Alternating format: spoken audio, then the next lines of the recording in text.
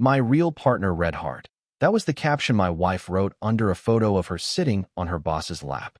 Yeah, you heard that right. Her arms around his neck, his hands on her thighs, both grinning like they just got away with murder. She posted it publicly, on her work page, with zero shame. I didn't scream. I didn't break anything.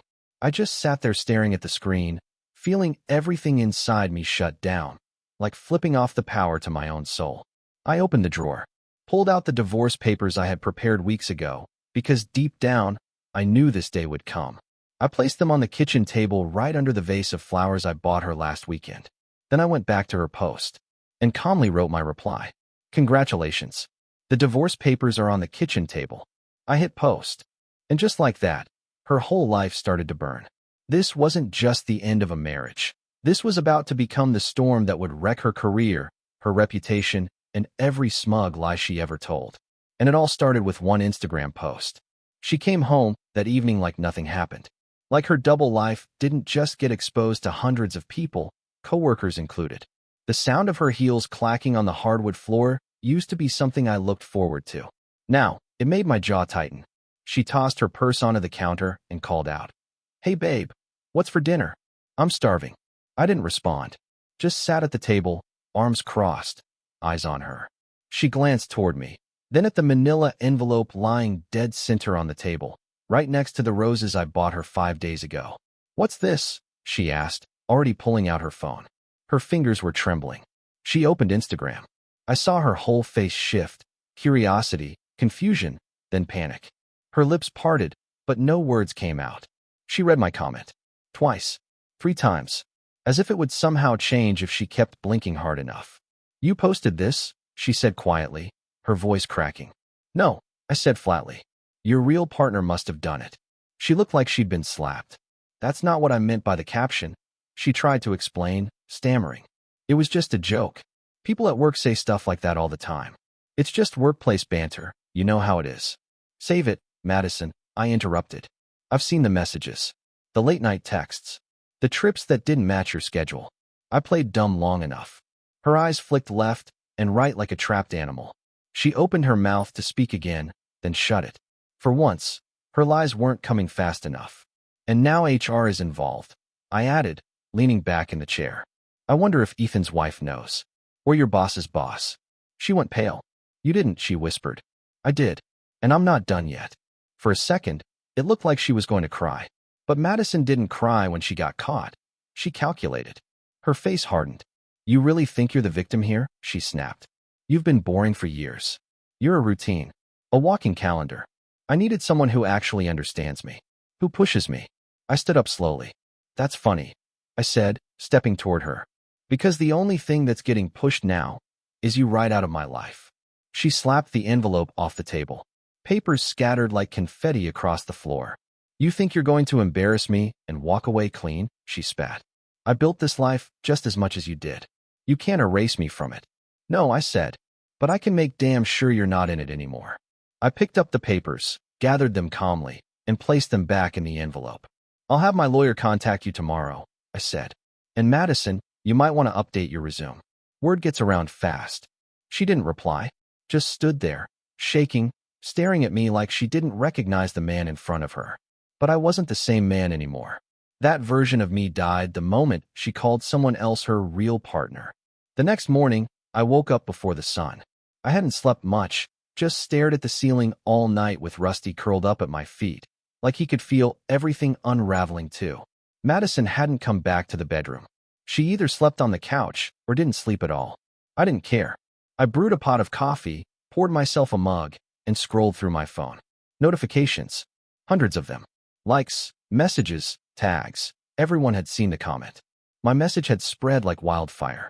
Even people from high school were DMing me saying, "Man, I'm so sorry, but damn, that was legendary." Some called it petty. Some called it power. I didn't feel either. Just empty. At 8:17 a.m. sharp, I got the email. Forwarded from Madison's company. Official HR response. She'd been placed under internal review for inappropriate conduct involving a superior. Ethan too. Apparently the board didn't take kindly to their little public display of idiocy. Word was, someone from legal had already been looped in. Madison's name was radioactive. I took another sip of coffee and let that news settle in. By 9:30, she walked into the kitchen like a ghost of herself. Hair a mess, eyes red, phone clutched in her hand like it held the last ounce of her identity. "You ruined my job," she said, not even trying to mask the venom in her voice. I looked up from my laptop. "No, Madison, you did that all on your own. I just turned on the lights." She scoffed, pulled out a chair, and sat down, as if we were going to have a civilized chat over breakfast. "You're overreacting," she started. "It wasn't some grand affair. It was just a mistake." I cut in. "A slip? An accident? Save it. You called him your real partner. That wasn't a typo." She didn't deny it, just looked away. "I gave you everything," I said, quieter this time. "Time, support, patience. I watched you come home late for months, and I convinced myself it was ambition. I believed you when you said the girl's night ran long, when you said you needed space. I gave you space, and you filled it with him." Her lips pressed together. Still no apology. Then she said it, the line that sealed everything. "Maybe if you weren't so predictable, I wouldn't have needed someone else." I stood up, slowly, not in anger, but in clarity. I finally saw her, the woman she really was. "You didn't need someone else," I said. "You just wanted to be worshipped. You wanted attention, admiration, and when I stopped playing the cheerleader, you found someone who would lie to you instead of love you." She rolled her eyes. "Spare me the moral high ground." "No," I said. "I'll spare you the house." She froze. "What?" "I spoke to my lawyer this morning. Turns out, posting publicly about your affair while still married isn't great for your case, especially when it's with your boss. So congrats. You're going to need that real partner of yours to help cover your rent. Because you're out." "You wouldn't dare," she snapped. I smirked. "Already did." And I walked out, leaving her in that chair, holding a phone filled with the ruins of her reputation. By noon, movers were scheduled. It wasn't about being cruel. It was about being done. I wasn't dragging this out, wasn't sitting through some therapy session with a woman who weaponized her charm and wore betrayal like perfume. She tried everything in those next few hours. Crying didn't work. Screaming didn't work. Then came the guilt trips. "You're throwing away everything we built because of one mistake." "One mistake?" I echoed, staring at her. "You didn't trip and fall onto his lap, Madison. You chose this. For months. And then you bragged about it." She didn't have a response for that. Just crossed her arms and glared at me from the corner like I'd kicked a puppy. When the movers arrived, she followed them around like a haunted shadow, making passive-aggressive comments under her breath about what was hers and what was ours. I didn't argue. I'd already paid the extra fee to have her stuff packed and sent to her sister's place. She'd texted her earlier. I saw it on her phone screen when it lit up. "He's kicking me out like I'm garbage. Can I crash for a bit?" Her sister, Rachel, replied, "Honestly, you did this to yourself." That made me smile, just a little. By 4 p.m., the house was quiet again. No sound of her ridiculous heels. No smell of her overly sweet perfume. No tension crawling up the walls like invisible spiders. Just peace. But peace doesn't come cheap. I sat on the edge of the bed and scrolled through her Instagram one last time. She had deleted the photo with Ethan. Too late. Screenshots were everywhere. I had 10 friends send it to me just in case. That night, Ethan called me. I stared at the screen as his name flashed, Ethan from work, and let it ring 5 times before I picked up. "Hey man," he said. "Look, I didn't know you two were going through stuff. Madison told me you were separated." I didn't want to. "Save it," I said. "I don't care what she told you. I care what you both did." There was a pause. Then, more softly, he said, "I think I'm about to lose my job." I laughed. Not cruelly. Just the bitter kind that escapes when everything's too broken to fix. "You lost something more valuable," I said. "Your dignity." I hung up. No yelling. No threats. No Hollywood drama. Just silence. The sound of 2 lives coming apart at the seams, and one man walking away with his head high. The next morning, I changed the locks. Bought new sheets. Tossed the damn tulips in the trash. She texted once. "You'll regret this." I didn't answer.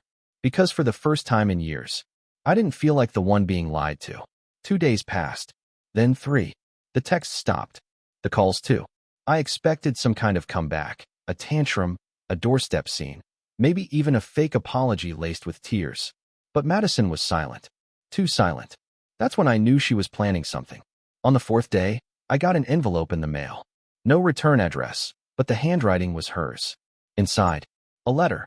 2 pages. Handwritten, not typed. That alone told me she was desperate. Madison never wrote anything by hand unless it was performative. The letter was a masterpiece of narcissism. She didn't apologize. Not really. She explained. Justified. Played the victim. Said I had emotionally abandoned her years ago. Said Ethan made her feel seen. Said I gave up on us, and that I forced her into someone else's arms. The line that really got me? You always wanted a quiet, simple life. I wanted to be extraordinary. She signed it. Madison, your real partner once, remember? I folded the letter neatly, placed it back into the envelope, and tossed it in the fire pit out back.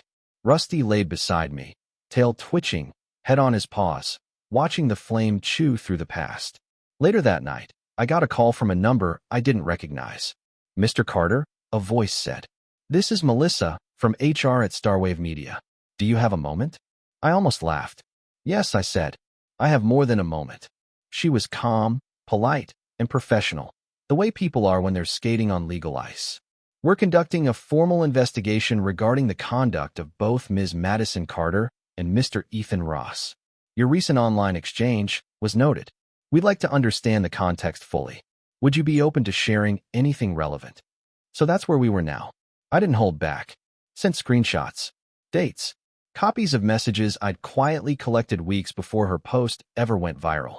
Turns out, Madison and Ethan had been violating company policy for months. Personal trips billed as business. Hotel rooms shared. All of it hidden, or so they thought. Melissa thanked me and said the company would be in touch. By the end of the week, Madison had lost her job. So did Ethan. She didn't call, didn't text. But I heard through a mutual friend that she tried to sue the company, claimed emotional damages, gender discrimination, the whole circus. Didn't work. She burned every bridge, thinking she'd fly across the flames. Instead, she fell right through them. I thought it would feel like victory, like revenge wrapped in a bow. But it didn't. It just felt over. The weight wasn't gone yet, but it was lifting, slowly. And for the first time in months, I slept through the night. A week later, I was cleaning out the hallway closet when I found one of her scarves, the red silk one she used to wear on date nights when she wanted all eyes on her. For a second, I just stared at it, holding it like it was some sacred relic from a past life. Then I realized it still smelled like her perfume. I threw it straight into the trash. That evening, I got an unexpected knock on the door. I opened it to find Rachel, Madison's sister, standing there with her arms crossed and an expression I couldn't quite read. She looked tired, fed up. I hope it's not a bad time, she said. No, I replied, stepping aside. Come in. We sat at the kitchen table. The same one where I left the divorce papers. The same one where I thought we'd share years of meals and late-night laughter. Now it felt like a crime scene. Rachel didn't sugarcoat anything. She's spiraling, she said. Staying at my place, eating junk, drinking too much. She keeps talking about how everyone's betrayed her. I raised an eyebrow. She really sees herself as the victim, huh? Rachel sighed. Always has. But this time, even she can't lie her way out of it. You exposed her to the world. And the worst part? She knows she deserves it. There was a long pause. Then she added, I always liked you, Jack. I never said it out loud, but you were the only decent part of that whole circus. I nodded. Thanks. I also came to give you this, she said, reaching into her bag and pulling out a small black notebook. It's her journal. She left it out on the counter. I skimmed a few pages before I realized what it was. You should read it. I hesitated. I don't know if I need more reasons to hate her. Rachel looked me straight in the eye. Maybe. Or maybe you'll finally understand what you were up against. After she left, I placed the journal on the coffee table.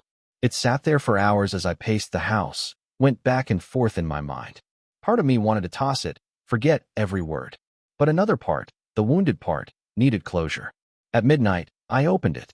The first few pages were harmless. Notes. Reminders. But then came the real thoughts, raw, unfiltered. She wrote about the thrill of lying, how it made her feel powerful, how Ethan made her feel dangerous, electric, how I was too safe, too honest. Then this line. Jack thinks love is loyalty. I think love is freedom. Maybe we were never in love, just using each other to feel whole. I closed the journal slowly. There it was. The truth, in her own words. I hadn't lost her. I never really had her. What I'd loved was the version of her she performed for me. The real Madison, the one who danced on the edge of selfishness and seduction, was never mine. She never belonged to anyone, not even herself. And suddenly, the anger lifted. Not forgiveness, not even peace, just detachment. She was gone, and I was still standing.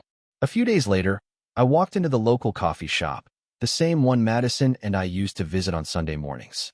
I hadn't been back since the fallout. The barista, Tasha, recognized me instantly. "Jack," she said with a warm but cautious smile. "Haven't seen you in a while. You okay?" I nodded, offered a tired smile.